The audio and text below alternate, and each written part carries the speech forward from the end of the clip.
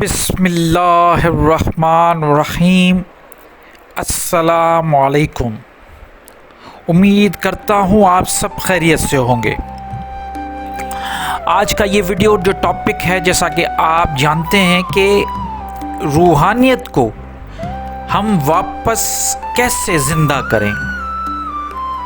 بہت سے ایسے لوگ ہیں جو روحانی طور پہ پہلے تو بڑے اسٹرانگ تھے، لیکن وقت گزرنے کے ساتھ ان کی روحانیت میں بہت کمی اور یہاں تک کہ روحانیت ختم ہو چکی ہے۔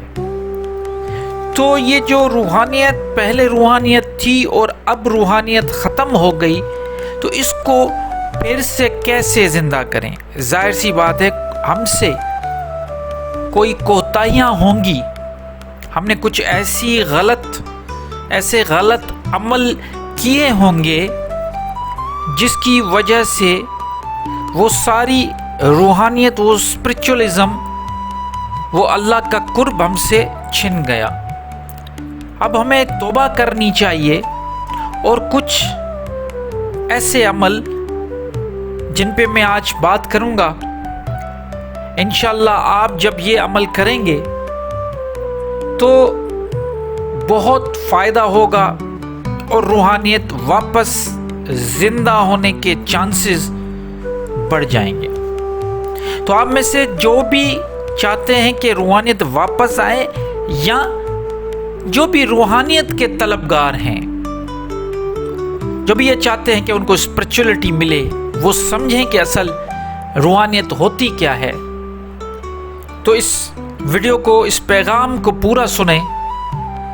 انشاءاللہ چند باتیں میں کروں گا، اور ان چند باتوں پہ جب آپ ٹھیک سے جس طرح میں بتا رہا ہوں اگر آپ عمل کریں گے تو انشاءاللہ اللہ کے حکم سے آپ پھر سے چنے ہوئے لوگوں میں سے ہو جائیں گے جن کے پاس اسپرچولزم، روحانیت کا خزانہ ہے۔ تو آئیے دیکھتے ہیں کہ وہ کون سے ایسے عمل ہیں جن سے روحانیت ملتی ہے۔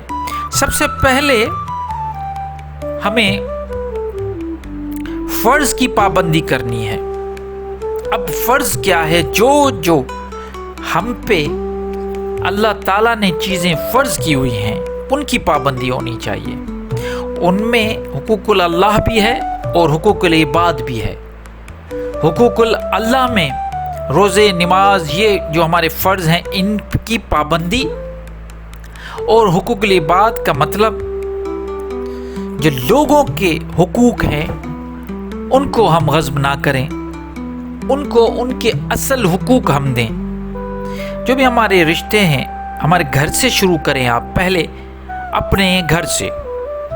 ماں باپ، ان کے حقوق بہت زیادہ ہیں، بہن بھائی، اولاد، اپنی جو بھی آپ کے جیون ساتھی ہیں، ان سب کے، پھر اس کے بعد آپ کا جو نیبر ہے، اور اس کے بعد آپ جہاں پہ بھی جاب، بزنس، آپ کا جو بھی سوشل سرکل ہے، دوست ہیں، ان سب کے ایک خاص اپنے حقوق ہیں، ہمیں ان کی پابندی کرنی ہے اگر آپ چاہتے ہیں کہ روحانیت مل جائے۔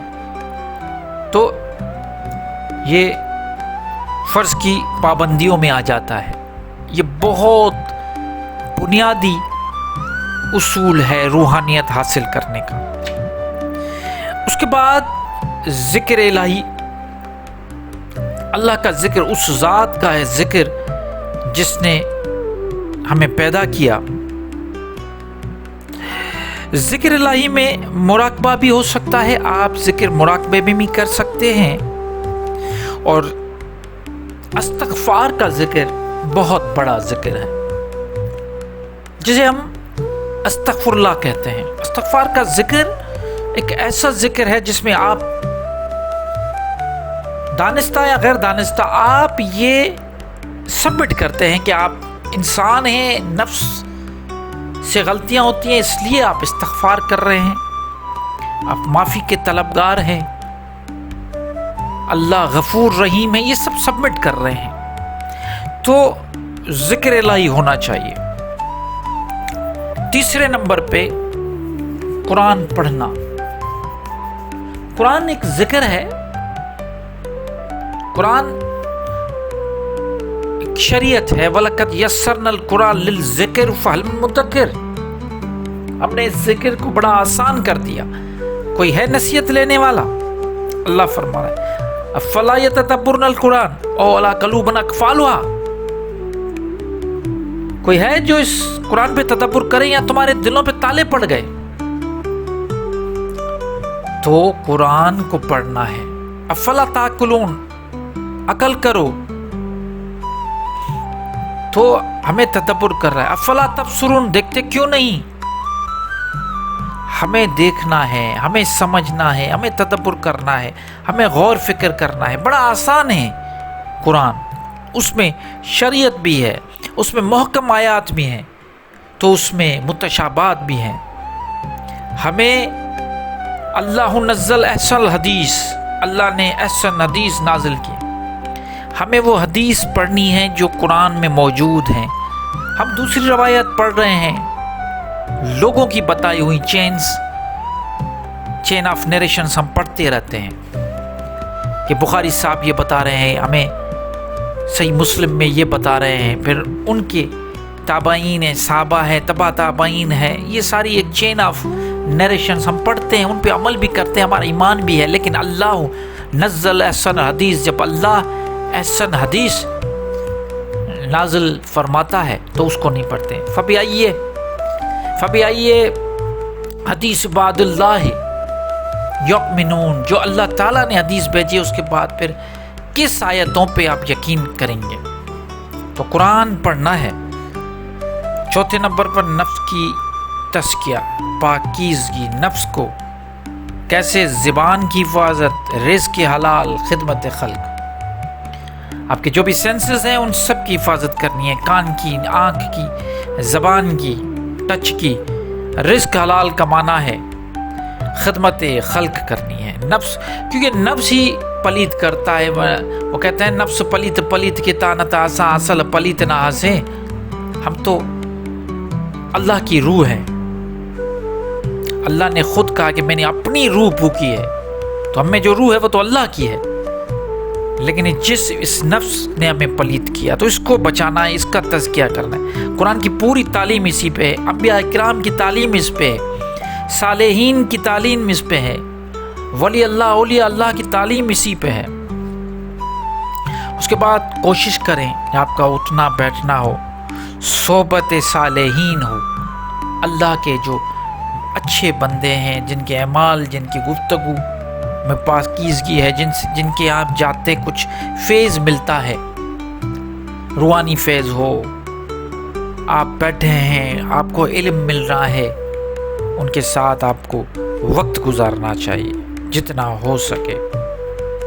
اچھا، اس کے بعد آخری یہ ہے کہ روزانہ رات کو 5-10 منٹ اپنے آپ کو دیں، اپنا اینالائز کریں کہ پورے دن میں ہم نے کیا کیا، کیا ہم نے کتنا جھوٹ بولا، کتنی 2 نمبر کی۔ جب آپ اینالائز کرتے رہیں گے تو ڈیلی بیسس پہ آپ اپنی جو غلاظت ہے وہ دور کرتے جائیں گے، اور اسی طرح روحانیت زندہ ہو جائے گی۔ امید کرتا ہوں بات واضح ہو گئی ہوگی، جو میسیج، جو پیغام پہنچانا چاہتا ہوں وہ پہنچ گیا ہوگا۔ یہاں تک دیکھ لیا، سن لیا تو ویڈیو کو شیئر کریں، لائک کریں، کمنٹ اپنے ضرور کریں۔ انشاءاللہ جو بھی آپ کے سوال ہے اس کے جواب دینے کی کوشش کروں گا۔ اپنا بہت خیال رکھیے، اللہ حافظ۔